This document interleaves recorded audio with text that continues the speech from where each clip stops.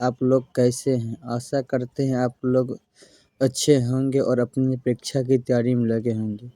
चलिए आपकी परीक्षा में चार चाँद लगाने के लिए हम आज फिर से उपस्थित हुए हैं। हमने पिछले 20 क्वेश्चन का सॉल्यूशन किया था, वो भी सामाजिक विज्ञान का। आज 21 से हम लोग स्टार्ट करेंगे। चलिए देखते हैं क्वेश्चन नंबर 21 आज का क्या है।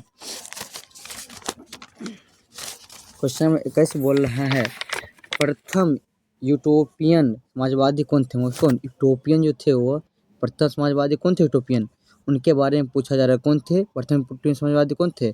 Saint Simon. कौन थे? सेंट साइमन थे, जो क्या थे? प्रथम यूटोपीय समाजवादी थे। क्वेश्चन नंबर 22 की ओर हम देखते हैं क्या है। आओदाई सरकार को निम्न में से किसका समर्थक प्राप्त हो? जो वहाँ का जो अयोध्या सरकार जो था उस टाइम, उसको किसका समर्थक प्राप्त हुआ था उस टाइम?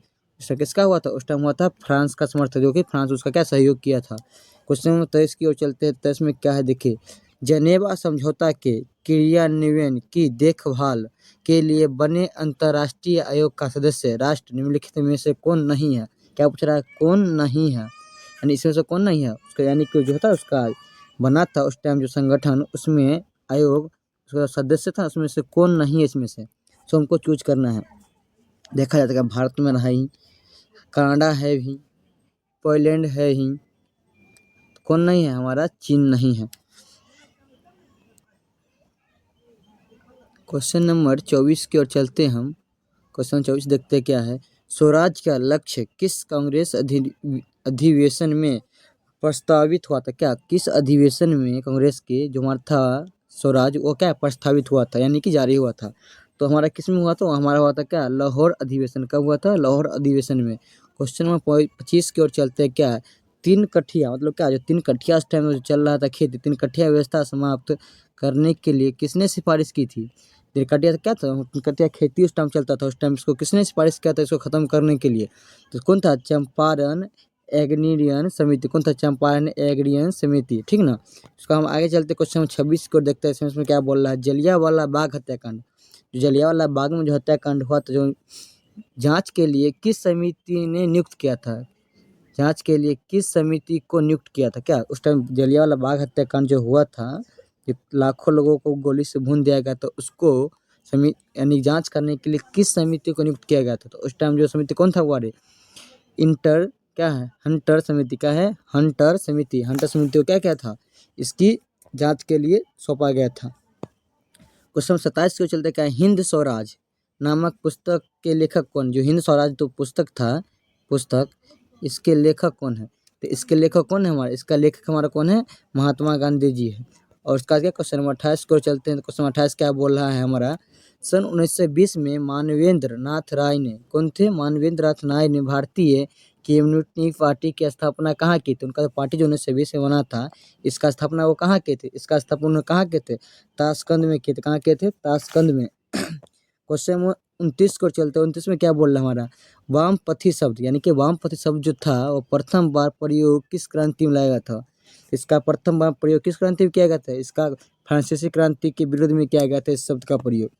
क्वेश्चन नंबर 30 को चलते हैं क्या। चार्टर क्या चौटिस्ट, चौटिस्ट आंदोलन कहाँ, चौटिस्ट जो था उसका आंदोलन कहाँ किया गया था? चौटिस्ट आंदोलन कहाँ हुआ था? ये हमारा इंग्लैंड में हुआ था।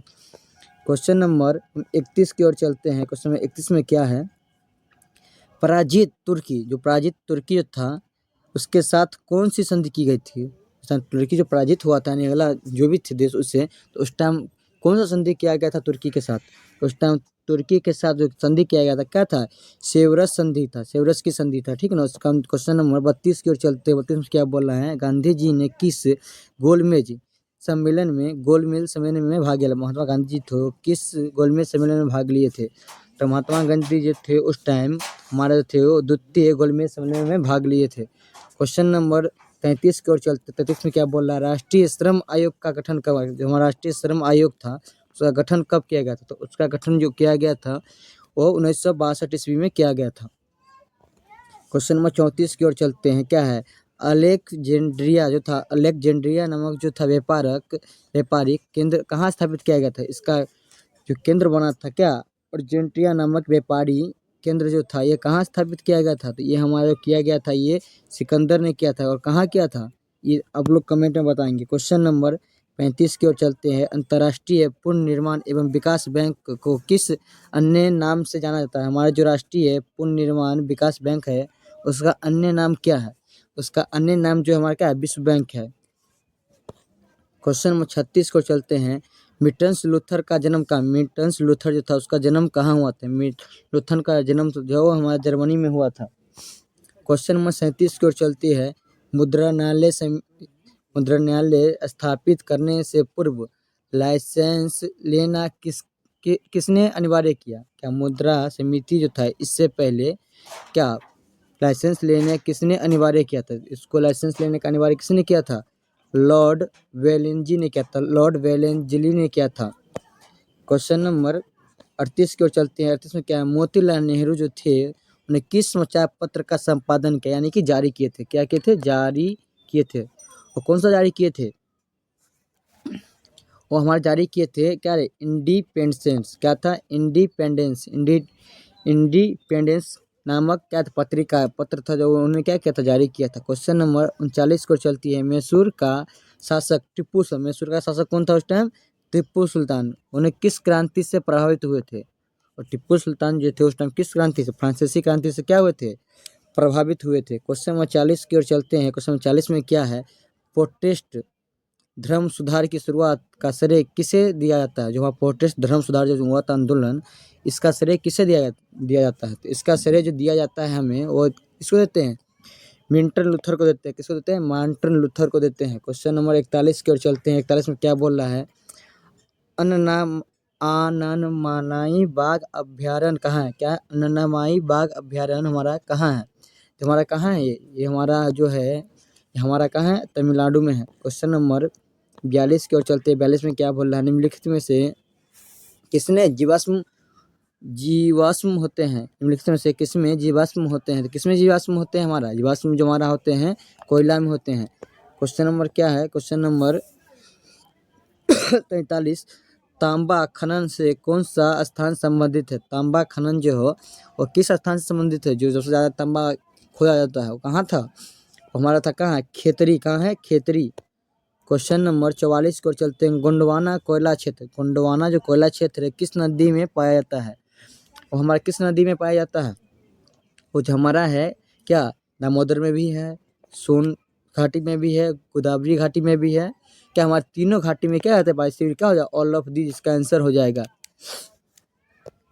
क्वेश्चन नंबर 45 की ओर चलते हैं। 45 में हमारा क्या बोल रहा है? क्वेश्चन 45 निम्नलिखित में से कौन नगदी फसल कौन सा इसमें से? हमारा निम्नलिखित में से कौन है नगदी फसल? तो हमारा क्या हो जाएगा? देखो गन्ना भी हमारा नगदी फसल है, रबर भी है, मूंगफली भी है, इसलिए इनमें से क्या हो जाएगा? सभी इसका आंसर हो जाएगा।